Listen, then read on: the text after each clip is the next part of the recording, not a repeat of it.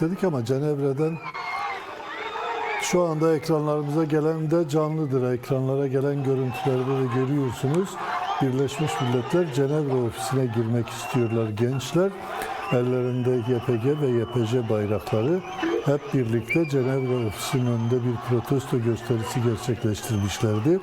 O protesto gösterisinin akabinde de ekranlardaki görüntüyü birçok kez görmüşsünüzdür mutlaka haberlerimizde. Cenevre ofisi de Birleşmiş Milletler'in Amerika'daki ofisi kadar önemli ofislerden, önemli merkezlerden biri.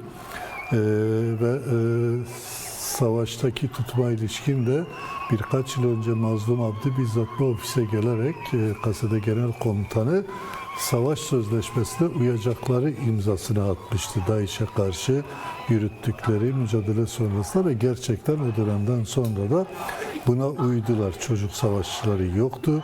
Hiçbir esire kötü muamele yapmadılar. Bu görüntüleri hep birlikte izledik.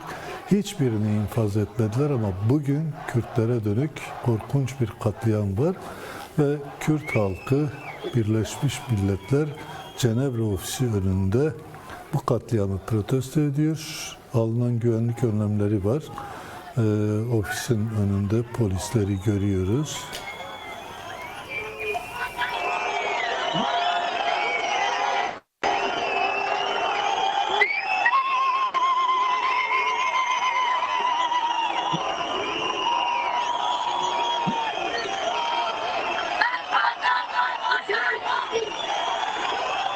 Çoğu kez bu tür görüntüler yansıdığında birçok kişi hemen kalkıp farklı akıllar vermeye çalışıyor. Kürt halkının bu tepkilerini olumsuz olarak görenler de var ama esasen çok açıktır. Kürt halkı katledilmek istemiyor. Bunun için tepkisini gösteriyor. Buradakilerin hepsi günlerdir dünyanın gözü önünde katledilen kardeşlerinin görüntülerini izlemişler.